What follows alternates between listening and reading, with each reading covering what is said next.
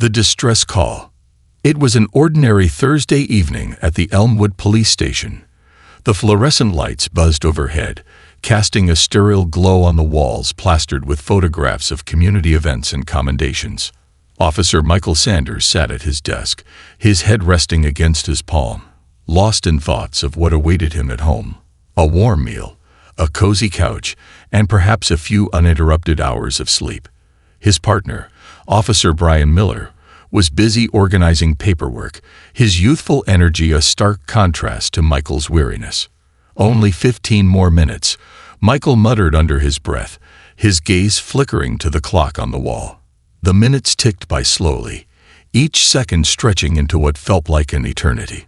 "Just a few more minutes, and then we're free," he sighed, grateful for the end of a long shift, filled with mundane calls about lost cats and neighborhood disturbances. The phone on the desk suddenly rang, shattering the calm that had settled over the station. Michael glanced at Brian, whose brow furrowed with curiosity. "What do you think it is this time?" Michael asked, rolling his eyes slightly, half expecting another trivial complaint. "Guess we'll find out," Brian replied, picking up the receiver and activating the speakerphone. "Police department, what's your emergency?" he said, his voice professional but still youthful. On the other end, a trembling voice filled the line. "Please hurry, before he comes back." The urgency in the boy's voice sent a chill down both officers' spines. Michael straightened in his chair, instantly alert. "Stay calm, buddy. Can you tell us where you are?" Michael interjected, his earlier fatigue forgotten as he leaned closer to the receiver, straining to catch every word.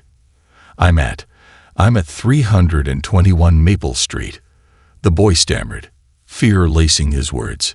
"My dad, he'll be here soon. I'm scared." Before the officers could ask for more details, the line went dead. The sudden silence hung heavy in the air, replaced only by the frantic beating of Michael's heart. He exchanged a glance with Brian, both men recognizing the weight of the situation. "We can't just sit here," Michael said, snatching up his car keys. "Let's go. Now." Brian nodded, adrenaline surging through him. "I'll drive," he said, rushing out of the office with Michael right on his heels. As they sped through the quiet streets of Elmwood, the neon lights from fast food restaurants blurred by in the background, each passing moment heightening their sense of urgency. "What do you think is going on?" Brian asked, gripping the steering wheel tightly, his knuckles turning white. "I don't know, but that kid sounded terrified," Michael replied, staring intently out the window, his mind racing with possibilities. "Let's just hope we make it in time." The weight of their mission settled heavily upon them as they navigated the winding roads. Michael glanced down at the radio, a mix of worry and determination clouding his thoughts. What kind of situation could make a boy that's scared of his father? He mused aloud. The silence in the car felt oppressive, their focus only on reaching the distressed child. Finally, they arrived at 321 Maple Street. What they saw was more than just a dilapidated house. It was a haunting reminder of despair. The structure was old and crumbling, with shattered windows and peeling paint that whispered of years of neglect. Michael's heart sank at the sight. "This can't be right," he murmured, stepping out of the car. "Who could possibly live here?" Brian questioned, his disbelief evident as he surveyed the eerie scene. "Unfortunately, some people don't have much choice," Michael replied solemnly. They approached the front door cautiously, weapons drawn and ready for any potential danger. As they stepped inside, an overwhelming stench of decay and neglect assaulted their senses. Michael grimaced, trying to suppress his disgust. "Yuck, that's gross," Brian muttered, wrinkling his nose as he glanced around. Each room they entered told a story of neglect and hopelessness. Old newspapers were scattered across the floor, remnants of a life once lived. The atmosphere felt suffocating, as if the house itself held its breath in anticipation of what was to come. "Hello, kid?" Michael called out softly, his voice echoing through the silence. The only response was the sound of creaking wood beneath their feet, They ventured further into the house, desperately searching for any sign of the boy. As they ascended the rickety staircase, they paused outside a door that seemed different from the rest. Unlike the rest of the house, which was cloaked in dust and despair, this door emanated a sense of order. "Look at this," Brian whispered, pointing to the door. "It's almost clean." Michael nodded, his curiosity piqued. "Let's check it out." He gently pushed the door open, revealing a surprisingly pristine room.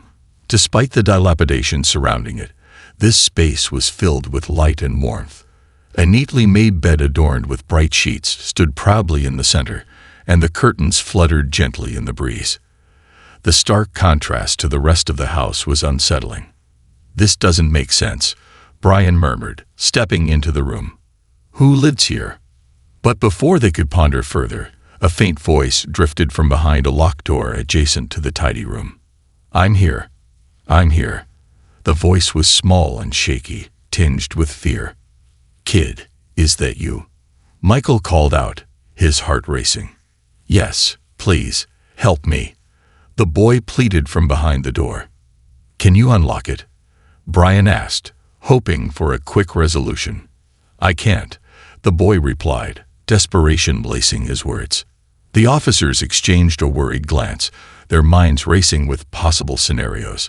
What could have happened in this house to leave a boy so frightened, locked away while the world outside continued? They had to act quickly. "We're going to get you out, I promise," Michael said firmly, determination flooding his veins. Without hesitation, he moved to the door, assessing the lock. The situation was grave, and every second counted. As he prepared to force the door open, he couldn't shake the feeling of dread settling in his stomach. What awaited them on the other side? Would they find a frightened child, or had something more sinister transpired? The answers lay just beyond the locked door, and with a deep breath, Michael prepared to confront whatever lay ahead. The revelation behind closed doors. With a firm shove, Michael forced the door open, the lock yielding with a sharp crack that echoed in the stillness of the room. As the door swung wide, he was greeted by a sight that would haunt him for years to come. A small, dimly lit room that felt more like a prison cell than a sanctuary. In the far corner, a boy no older than 8 huddled against the wall, his wide eyes reflecting pure terror. "Please, don't hurt me," the boy cried, his voice trembling as he shrank deeper into the shadows. Michael's heart plummeted. "No one's going to hurt you," he said softly, taking a cautious step forward, hands raised in a gesture of peace. "We're here to help you. Can you tell us your name?" "Sam," the boy whispered, his voice barely rising above the soft rustle of the wind that slipped through the cracked window. He looked small and vulnerable, his clothes oversized and ragged, a stark contrast to the well-kept room that surrounded him. "Okay, Sam," Michael replied, kneeling down to the boy's level to make himself less intimidating. "Can you tell us what happened? Why were you locked in here?" The boy's gaze darted around the room, as if assessing the safety of his surroundings. I was just scared. I didn't want to get in trouble," he stammered, his voice thick with emotion. "Daddy was angry. He said he was going to teach me a lesson." Tears streamed down his cheeks, glistening like pearls in the dim light. Michael felt a wave of sadness wash over him. "What do you mean? What did he want to teach you?" Sam hesitated, biting his lip as he seemed to gather his courage. "I didn't do my homework, and he got really mad. He said I wasn't his son anymore if I couldn't do anything right," he confessed, his small body shaking with each word. Brian, who had remained near the doorway, clenched his jaw in frustration. "That's not how you treat a child," he muttered, his voice filled with a mixture of anger and compassion. Michael turned his attention back to Sam. "You're safe now, Sam. We're going to get you out of here. Can you tell us where your dad is?" The boy shook his head vehemently, his eyes wide with fear. "He'll come back. He always does. I just want him to go away." Michael nodded, understanding the gravity of the situation. "Okay, Sam. Let's focus on you for now. We're going to take you somewhere safe. Do you have any other family nearby? Maybe a grandparent or a friend? Sam hesitated again, glancing down at the floor as if searching for an answer in the cracks of the wooden planks. My mom. She's not here anymore. She went to heaven. Michael felt his heart break a little more. I'm sorry, Sam. That must be really hard for you, but you don't have to face this alone anymore. Brian stepped into the room fully now, his expression softening as he observed the frail boy before them. Sam, we're police officers. We can help you, but we need to know if there's anywhere else you can go. Is there someone you can trust? The boy hesitated again, biting his lip, a sign that he was struggling with something deep inside. I used to go to my neighbor, Miss Patty. She was nice. She always had cookies. Okay, that's a start, Michael said, encouraged by the mention of a potential ally. Can you tell us how to get to Miss Patty's? Yeah, it's not far. Just a few houses down, Sam replied, his voice regaining a bit of strength. Good. We're going to help you get there, Brian assured him, kneeling beside Michael. But first, we need to make sure you're safe from your dad. Can you tell us what he looks like? Sam took a deep breath, clearly gathering his thoughts. He's tall and has dark hair. He wears a black jacket and he's always angry, he said, his voice shaking as he recalled the image. He scares me. Okay, we're going to make sure he doesn't hurt you anymore, Michael promised, a determination settling into his bones. Let's get you out of this room and into safety. Can you do that? Yeah, Sam whispered, his eyes glistening with a mix of fear and hope. Michael stood up and gestured for Brian to follow him out into the hall, allowing Sam a moment to collect himself. As the boy composed himself, Michael and Brian exchanged a look filled with the weight of their responsibility. Let's get him to safety, Brian whispered. They helped Sam to his feet, and he looked up at them, searching their faces for reassurance. You promise I'll be safe? Absolutely, Michael assured him, kneeling down once again. You're going to be just fine. Just stick close to us, and we'll get you through this. As they exited the room, Michael couldn't shake the sense of urgency that enveloped them. They carefully navigated the dimly lit hallways, every creak of the floorboards amplifying the tension in the air. We need to move quickly, he murmured to Brian. If the father is coming back, we don't want to be here when he does. Agreed, Brian replied, his eyes scanning their surroundings. Let's get him out of here before it's too late. They made their way down the stairs, the weight of the situation bearing down on them. The oppressive atmosphere of the house seemed to grow thicker, as if it were attempting to hold them back. But they pressed on, focused on the scared boy walking between them, determined to shield him from whatever darkness loomed ahead. When they reached the front door, Michael hesitated for just a moment, a nagging fear gnawing at him. What if he shows up while we're outside? He asked, glancing over his shoulder at Sam. I'll check the perimeter, Brian suggested, taking a step outside. We can't let anything happen to him. Michael nodded and took a deep breath, steeling himself as he opened the door. The cool night air rushed in, a stark contrast to the suffocating confines of the house. Stay close to us, Sam, Michael instructed, gently guiding the boy outside. The street was eerily quiet, the faint sounds of the night punctuated by the rustling of leaves. As they stepped onto the front porch, Michael could feel his instincts on high alert. He scanned the area, searching for any sign of danger. Keep an eye out, he told Brian, who was already moving to survey the yard. Sam stood between them, his small frame tense as he watched the surroundings with wide eyes. I don't want to go back in there, he whimpered. You won't have to, Michael assured him, his heart aching for the fear that radiated from the boy. We're going to get you to safety. Just hold on a little longer. With that, they began to make their way down the path, careful to keep Sam shielded between them. The darkness of the night seemed to loom larger around them, but Michael's resolve only strengthened. As they approached the sidewalk, a sudden sound pierced the stillness, a car engine rumbling in the distance. Michael's heart raced as he turned toward the noise. "Get down," he shouted, instinctively shoving Sam to the ground. Brian moved swiftly to cover them, his eyes scanning for the source of the sound. The headlights of an approaching vehicle cut through the darkness, illuminating the street as it drew closer.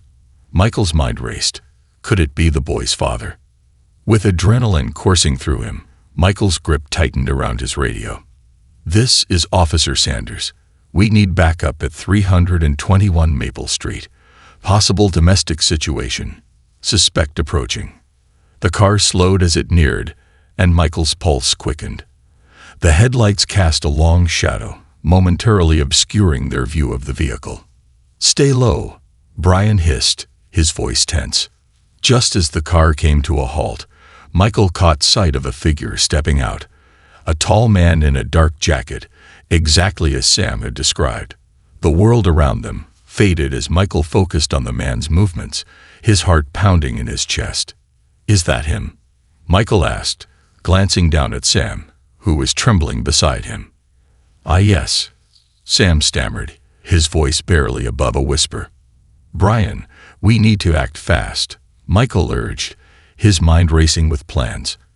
"If he approaches, we can't let him get to Sam." Brian nodded, already positioning himself for what might come next. "I'll hold him back.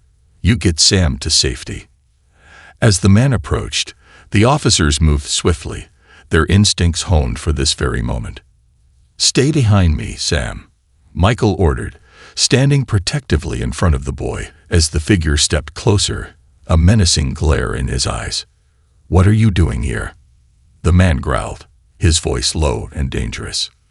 "We're here for Sam," Michael replied, his voice steady despite the fear bubbling inside him.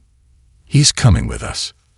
The man's eyes narrowed, and a cruel smile spread across his face. Confrontation and courage. The atmosphere thickened with tension as the man's eyes narrowed into slits, a dangerous smile creeping across his face. He took a step forward, a predatory gleam in his eyes. "You think you can just take him? He's my son. I can do whatever I want with him." Michael's heart raced as he felt the weight of the moment. He squared his shoulders, adopting a stance that exuded authority. "You need to step back. We're not here to play games. Sam is coming with us, and you're not going to hurt him anymore." "Is that right?" The man sneered, the threat hanging in the air like a thick fog. "And what makes you think you can just walk away with him? You have no idea what you're getting into." Brian moved closer to Michael, ready to back him up. "We don't want any trouble, but we're not afraid to take you down if it comes to that," he warned, his voice steady but firm. Sam pressed himself against Michael, his small body trembling as he sought refuge behind the officer's larger frame. "Please, don't let him take me back," he cried, his voice cracking with desperation. "Sam, you're safe," Michael reassured him, glancing down at the frightened boy. "No one is going to hurt you again. We're here to protect you." The man let out a harsh laugh, one that echoed through the still night air. "Protect him? From me? You think you can save him from a father who loves him? You don't know anything about us." His voice was rising, full of rage, as he took another step closer. Michael knew they had to defuse the situation before it escalated further. "We understand that you're upset," he said, attempting to keep his voice calm. "But what you're doing isn't love. It's abuse, and we can't allow it." The man's expression twisted into a mask of fury. "You think you know what's best for him. You don't know what I've sacrificed for that boy." He glanced at Sam, who was still cowering behind Michael. "He doesn't even appreciate what I do for him. He's ungrateful." "Ungrateful?" Brian shot back, his voice rising. "You're the one locking him away like an animal. A father doesn't treat his son like this." The man clenched his fists, muscles taut with anger. "You don't know what it's like.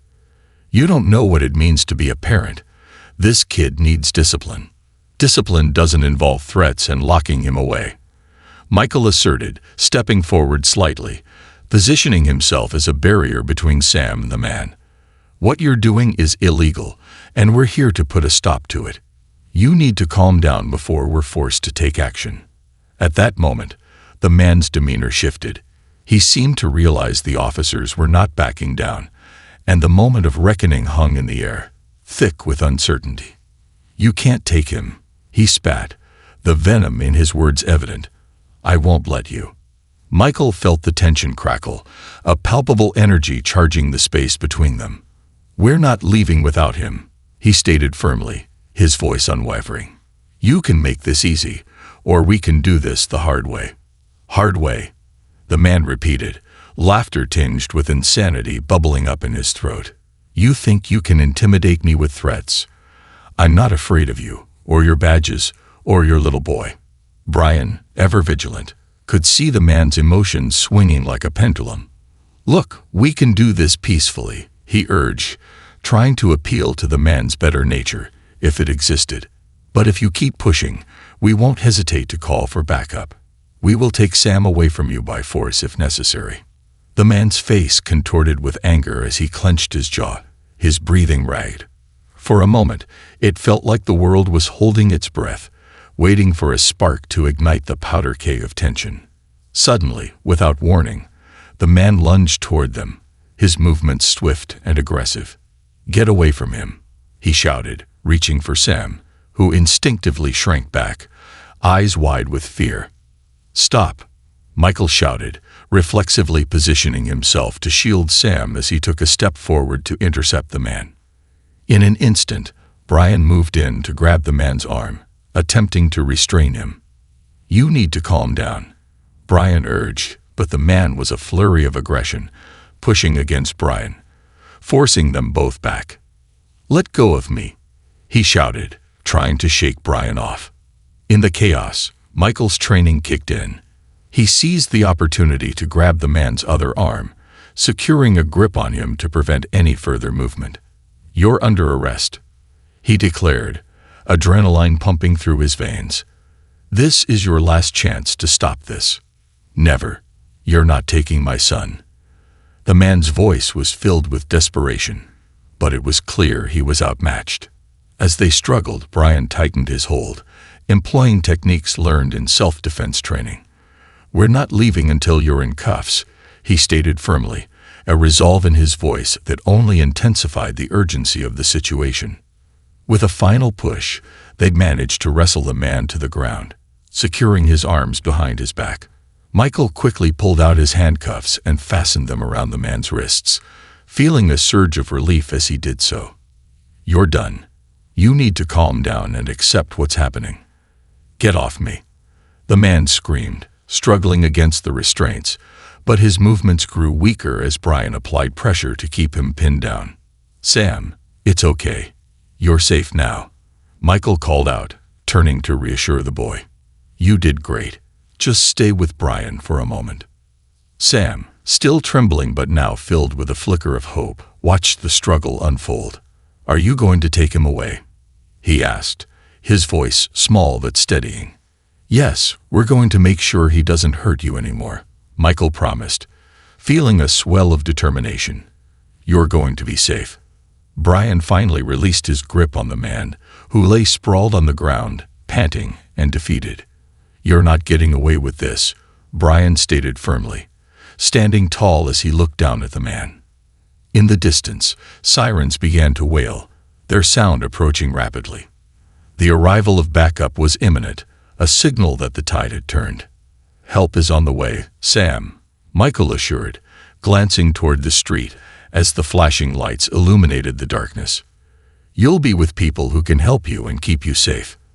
The boy's eyes widened as he looked past Michael, the flashing lights reflecting a mixture of confusion and relief. "Will they be nice?" he asked, biting his lip. "They will be very nice, I promise," Michael replied, feeling a warmth spread through him at the thought of Sam finding safety. "They're here to help." As the police vehicles pulled up, officers poured out, their expressions shifting from curiosity to concern as they quickly assessed the situation. "What do we have?" one of the responding officers asked, moving toward Michael and Brian. "Domestic dispute," Michael explained, gesturing toward the man on the ground, still struggling against the cuffs. "This is the father. He was holding his son against his will." "Sam," "Come here," another officer said gently, kneeling to the boy's height. "We're going to take care of everything now."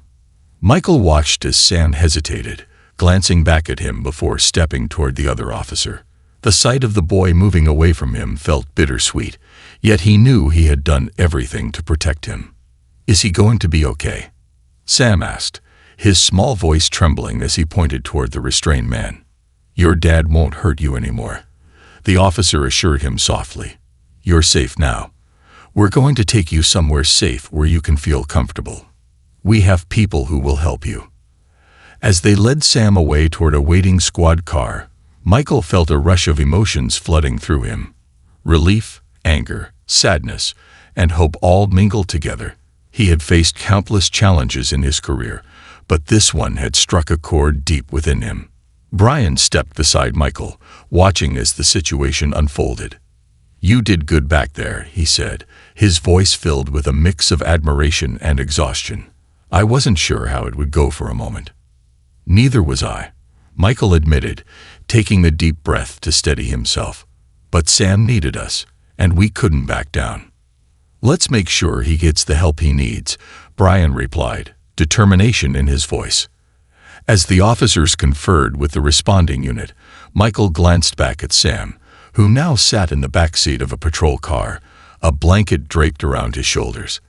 For the first time since their arrival, the boy appeared calm, his wide eyes looking out into the night, soaking in the reassurance of safety. Michael knew that the road ahead would be difficult for Sam, filled with challenges that would require strength and support. But for now, the boy was free from fear, and that was the first step toward healing. With the man secured and the situation under control, Michael felt a sense of pride swell within him. He had dedicated his life to serving and protecting, and tonight, they had made a real difference in a child's life. As they prepared to leave the scene, the sirens faded into the distance, leaving behind a quiet night filled with the promise of hope. Michael and Brian exchanged glances, knowing they had confronted darkness and emerged victorious. Together, they had saved a child from a nightmare. In the end, it was a reminder of why they chose this line of work. Their commitment to protecting the vulnerable was not just a job. It was a calling, a testament to the power of courage in the face of adversity. And for Sam, it marked the beginning of a new chapter, one filled with possibility, hope, and the chance to heal. A new beginning. As dawn broke over Elmwood, the first rays of sunlight peeked through the trees, casting a warm golden glow across the sleepy neighborhood. The chaos of the night had faded into the past, but the echoes of fear still lingered in the corners of Sam's mind. He sat in the back of the patrol car, swaddled in a blanket, his small body still trembling from the events that had transpired. Michael and Brian stood outside the car, speaking quietly with the other officers, discussing the next steps for Sam. As they talked, Michael cast frequent glances back at the boy, who was staring out the window, lost in thought. It was clear that the emotional toll of the night was not merely physical. It ran deep, intertwined with Sam's spirit. "Hey, Sam," Michael called gently, kneeling next to the open door. "Do you want to talk about what happened?" The boy shifted slightly, still gazing out into the morning light. "I don't know," he replied, his voice barely a whisper, as if he were afraid to disturb the fragile peace of the morning. "That's okay," Michael reassured him. "You don't have to talk if you don't want to. But we're here for you, and we want to help. If you need anything, just let us know."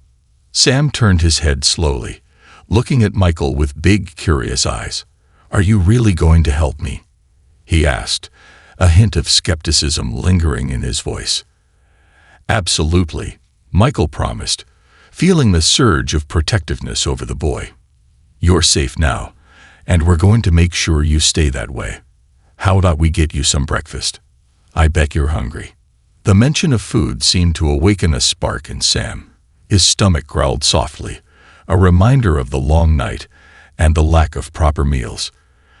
"I like pancakes," he said, a small smile breaking through the clouds of worry that had shrouded his face. "Pancakes it is," Brian chimed in, stepping closer. "How do you like them? with syrup or maybe some strawberries. Both, Sam exclaimed, a glimmer of excitement lighting up his eyes. It was a fleeting moment, but Michael felt a rush of relief. Maybe the boy would be okay after all. "All right, let's make sure you get a big stack of pancakes," Michael said with a grin. "But first, we have to check you in with someone who can help you." As they prepared to drive Sam to the local child services agency, Michael and Brian discussed the situation with their fellow officers. "He'll need counseling," Brian suggested, crossing his arms, "and probably a safe place to stay for a while." Michael nodded in agreement. "Absolutely. We can't just send him back home. Not until we know he's safe from his father. We need to make sure he has the support he needs to heal." With plans in place, they climbed back into the patrol car, and Michael turned to Sam. "Ready for a little adventure?" "Yeah," Sam replied, his voice a bit stronger, a hint of eagerness breaking through. As they drove through Elmwood, the city was awakening from its slumber. Families were out walking their dogs, children rode their bicycles down the street, and the smell of fresh coffee wafted from a nearby cafe. The normalcy of life contrasted sharply with the turmoil Sam had just escaped. "Do you like living in Elmwood?" Brian asked, trying to draw the boy into conversation. "I don't know. It was boring," Sam replied, looking out the window again. "But Miss Patty was nice. She had a garden. I like to help her with it." Michael smiled at the thought of a kind neighbor who had brought some light into Sam's life. Gardening can be fun. "What did you help her grow?" "Tomatoes and flowers," Sam said, his face brightening slightly. "She said flowers made people happy. I liked the sunflowers because they were so big." Brian laughed, his voice warm. "Sunflowers are great. They always turn to follow the sun. Maybe you can help her plant some more when things get better." "Yeah," Sam replied, a hint of hope threading through his voice. As they approached the Child Services Agency, Michael's heart raced with anticipation. The building was unassuming, a simple brick structure with a welcoming sign out front. Yet inside, it held the promise of safety and support for children like Sam, who had endured more than their fair share of hardship. "Here we are," Michael announced, pulling into the parking lot. "This is where you'll find lots of friendly people who want to help you." As they stepped out of the car, Michael took a moment to kneel down beside Sam. "You're going to meet some new people here, but I promise they're really nice. They're going to help you feel safe and start fresh." Sam nodded, though uncertainty lingered in his eyes. "What if I don't like it?" he asked, his voice wavering. "Change can be hard," Brian said gently, "but sometimes it leads to better things. Just remember, you're not alone anymore. You have us, and we're not going anywhere." With that, they walked into the building together. The atmosphere inside was calm and inviting, decorated with bright colors and art created by children. A receptionist greeted them with a warm smile, her eyes softening as she noticed Sam's apprehension. "Hi there. What's your name?" she asked, her voice gentle and reassuring. "Sam," the boy replied, his voice barely above a whisper. "Nice to meet you, Sam. My name is Ms. Roberts," she said, kneeling down to his level. "We're so glad you're here. You're going to be okay, I promise." Michael watched as Sam slowly began to relax, the kind demeanor of Ms. Roberts breaking through his walls of fear. "Do you like pancakes?" she asked with a playful grin. "Yeah," Sam exclaimed, his eyes lighting up again. "Well, I happen to know a great place nearby that makes the fluffiest pancakes you've ever tasted," she said conspiratorially. "Would you like to go there with me?" Sam nodded enthusiastically, his earlier tension dissipating like fog in the morning sun.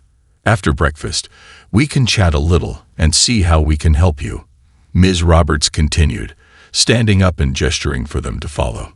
"How does that sound?" "Good," Sam replied, and for the first time, a genuine smile appeared on his face. Michael and Brian exchanged relieved glances as they followed Sam and Ms. Roberts deeper into the agency. It was heartening to witness a shift in Sam's demeanor, a flicker of hope igniting where there had once been fear. In a cozy conference room, adorned with colorful drawings and plush toys, they settled in for breakfast. Ms. Roberts placed a warm plate of pancakes in front of Sam, who gazed at the stack with wide eyes, as if it were a mountain of joy. "I hope you're hungry," she said cheerfully, pouring syrup over the pancakes, letting it cascade like a sweet waterfall. Sam grinned, picking up his fork eagerly. "Wow, they look amazing." As he dug in, Michael and Brian took a moment to discuss the next steps with Ms. Roberts, who was taking notes diligently. "We need to ensure he gets counseling," Michael stated firmly. "He's been through a lot, and the sooner we address his emotional well-being, the better." "Absolutely," Ms. Roberts agreed, her expression serious. "We have a wonderful team of counselors here who specialize in trauma and can help Sam process everything he's been through." "And what about placement?" Brian inquired. "Is there a safe environment for him until a more permanent solution is found?" "Once we assess his needs, we can work on finding a suitable foster home," Ms. Roberts replied. "It's important that he feels secure and has a stable environment to heal." As they talked, Sam looked up from his plate, syrup smeared across his cheeks as he savored his breakfast. "Can I stay with Miss Patty?" he asked hopefully, glancing back and forth between the adults. Michael felt his heart tug at the boy's innocent wish. "I think we can look into that," he replied, smiling gently. "Let's see what we can do, okay?" "Okay," Sam said, his eyes brightening again. "I like her. She makes the best cookies." "Sounds like you've got quite a fan club," Brian chuckled, ruffling Sam's hair playfully. As breakfast progressed, the atmosphere lightened, laughter and chatter replacing the earlier tension. Sam began to relax more, revealing bits of his personality through playful banter and stories about his time in the garden with Miss Patty. Once breakfast was over, Ms. Roberts stood and stretched, smiling at Sam. "How about we take a little walk in the garden outside? It's a lovely day, and I think some fresh air will do us all good." Sam nodded eagerly, his earlier reservations fading as curiosity took over. Michael and Brian joined them outside, stepping into a small, well-kept garden filled with colorful flowers and shrubs. "Wow, it's so pretty," Sam exclaimed, his eyes wide as he wandered down the winding path, admiring the vibrant blooms. "It is, isn't it?" Ms. Roberts replied, walking beside him. "We like to keep it nice for everyone here. You can help us take care of it if you'd like." Sam's face lit up with enthusiasm. "Really? I'd love to." As they walked through the garden, the sun warmed their faces, and a gentle breeze rustled the leaves. Michael watched Sam's transformation with a mixture of pride and relief. The boy who had once been cowering in fear was now blossoming in the warmth of kindness and care. "Do you have any pets, Sam?" Ms. Roberts asked, her tone light and engaging. "Yeah, a dog named Max," Sam replied, his face brightening even more. "He's really fluffy and likes to chase squirrels. I miss him." "Do you think he'll be okay?" Sam's voice faltered slightly, his joy giving way to concern. "I'm sure he'll be just fine," Michael reassured him. "Animals have a way of knowing when they're loved. I bet he's waiting for you to come home." Sam smiled at the thought, his anxiety slowly dissipating as they continued to walk. Michael exchanged glances with Brian, both men feeling a sense of fulfillment wash over them. "Hey, Sam," Michael said, slowing his pace to walk beside the boy. "You're really brave, you know that. You stood up for yourself, and you called for help when you needed it. That takes a lot of courage." "Really?" Sam asked, surprise evident in his voice. "Absolutely," Brian chimed in. "You did something most adults wouldn't have the guts to do. You showed strength tonight." As they walked, Sam's demeanor began to shift, confidence building within him. "I didn't feel brave," he admitted, his gaze directed at the ground. "I was scared." "That's okay," Michael replied. "Being brave doesn't mean you aren't scared. It means you do what you need to do, even when you feel afraid. And you did just that." "Yeah, you called us," Brian added, his tone encouraging. That was brave. You chose to reach out instead of hiding. And that's really important. A flicker of pride crossed Sam's face as he processed their words. I just wanted to be safe, he said quietly. And you are safe now, Michael assured him, feeling a swell of hope. You're in a place where people care about you. You have a fresh start, and we're going to help you make the most of it. As the sun rose higher in the sky, casting bright beams of light across the garden, Michael felt a sense of renewal. The night may have been dark and filled with fear, but it had also led to something brighter, a new beginning for Sam. As they strolled through the garden, laughter bubbled up between them, breaking the tension of the previous hours. For the first time, Sam seemed to embody the spirit of childhood, curious, excited, and open to the world around him. Can I help plant flowers?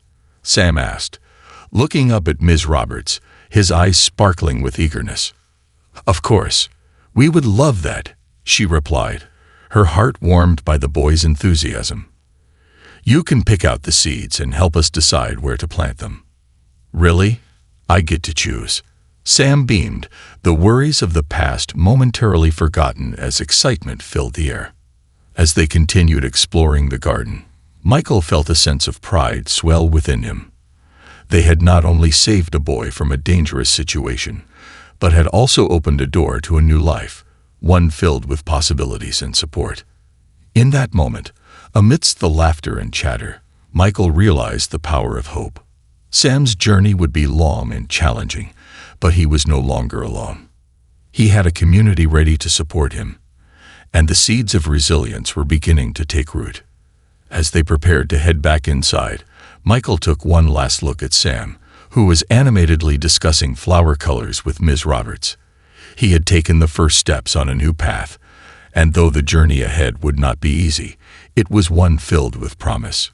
Thank you, Sam, Michael whispered to himself, knowing that their paths had crossed for a reason.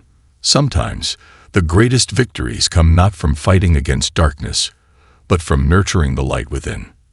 With renewed determination, they returned inside the agency, ready to face whatever challenges lay ahead, united in their commitment to helping a brave boy find his way back to happiness. Building trust and healing. The days following Sam's rescue unfolded like the petals of a blooming flower. Each day brought new challenges, but it also unveiled new opportunities for healing and hope. Sam was slowly adjusting to life at the Child Services Agency, where he was met with kindness and understanding at every turn. He spent his mornings in counseling sessions, exploring his feelings and beginning to process the trauma he had endured. Michael and Brian made it a point to visit Sam as often as possible. Their presence provided him with a sense of safety and familiarity, a reminder of the night they had come to his aid. During one of their visits, Michael found Sam sitting at a table in the common area, engrossed in a coloring book.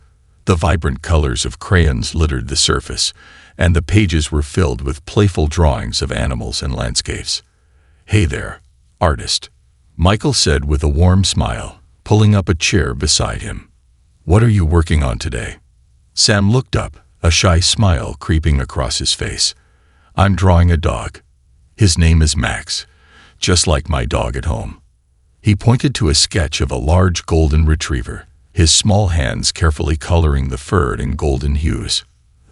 That looks amazing, Sam, Brian chimed in, leaning over to admire the drawing. You really captured Max's spirit. I bet he would love to see this. Do you think so? Sam asked, his eyes lighting up with excitement. Definitely, Michael replied, feeling a warmth in his heart. He'll be so proud of you. As they spent time together, the bond between the officers and Sam deepened. Each visit became a chance for Michael and Brian to encourage him, offering words of support and wisdom. They listened intently as Sam shared stories about his life, his favorite things, and his dreams for the future. I want to be a gardener like Miss Patty, Sam declared one day, his enthusiasm palpable.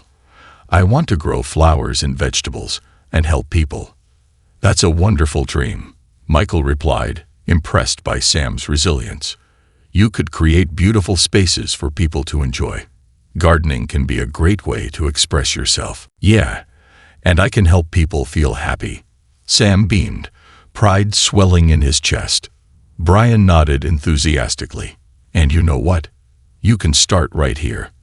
We could plant a little garden in front of the agency, and you can take care of it. What do you think? Sam's eyes widened with joy. Really? You mean I can have my own garden? Absolutely. We'll help you gather the supplies and get it started, Brian said, a smile spreading across his face.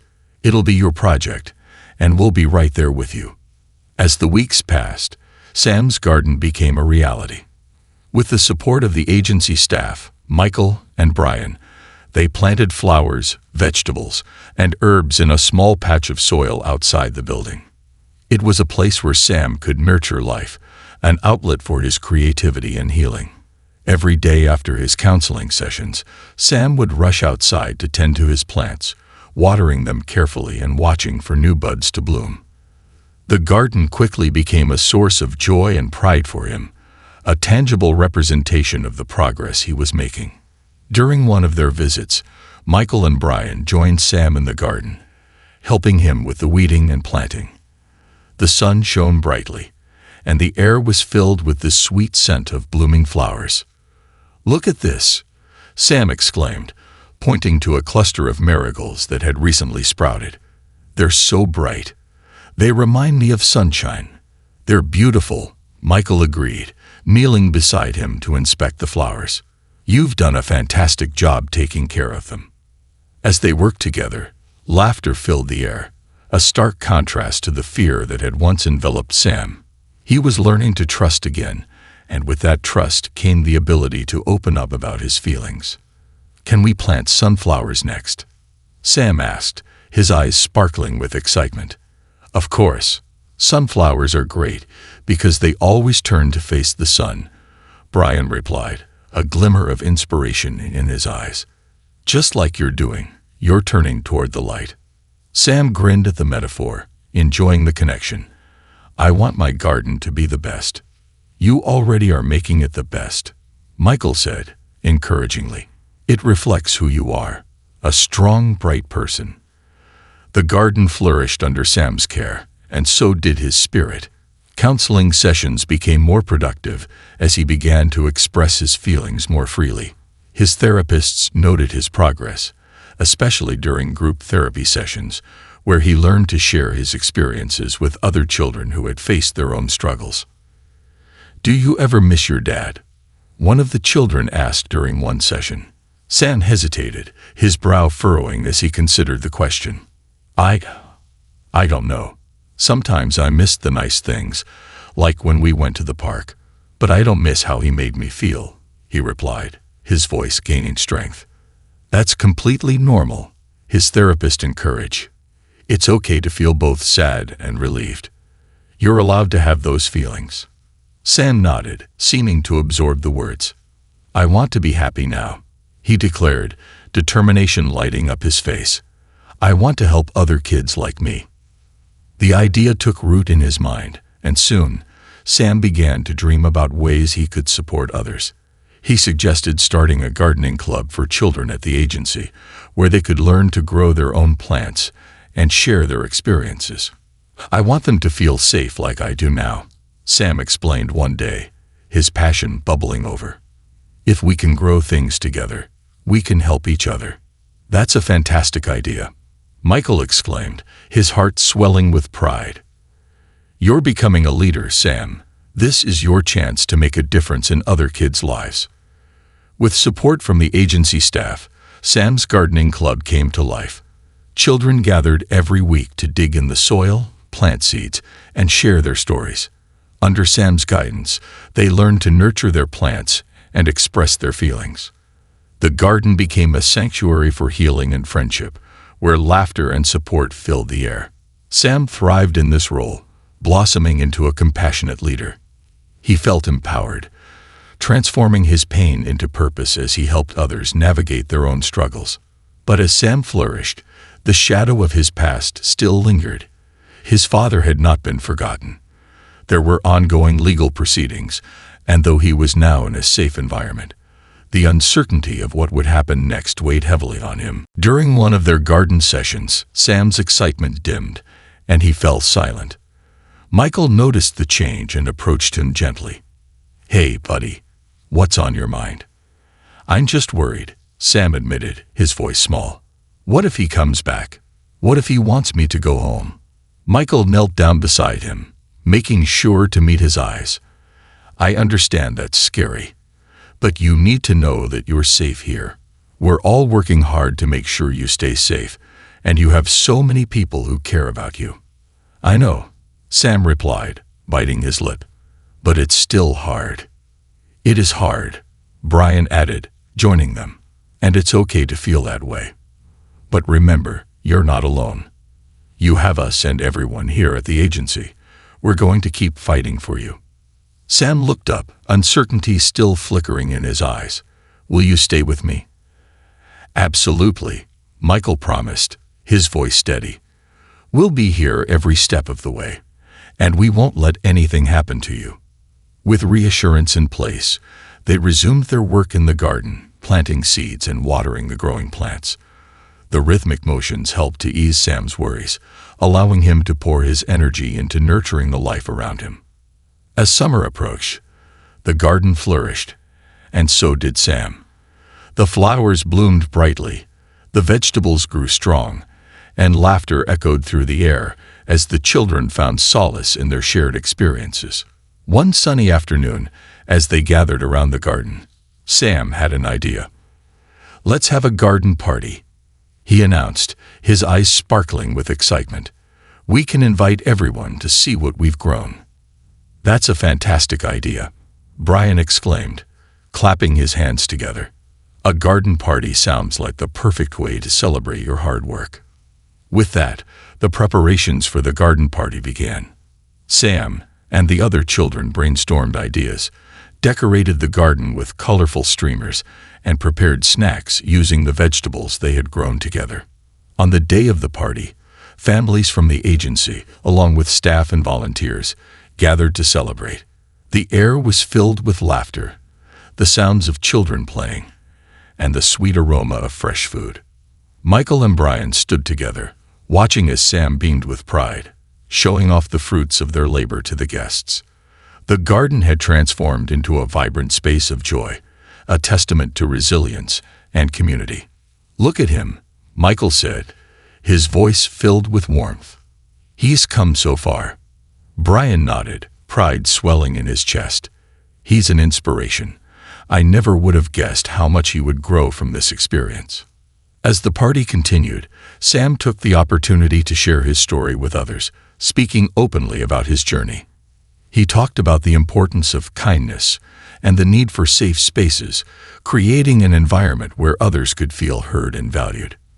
By the end of the day, as the sun began to set and the sky turned golden, Sam looked around at his friends, feeling a sense of belonging that had eluded him for so long.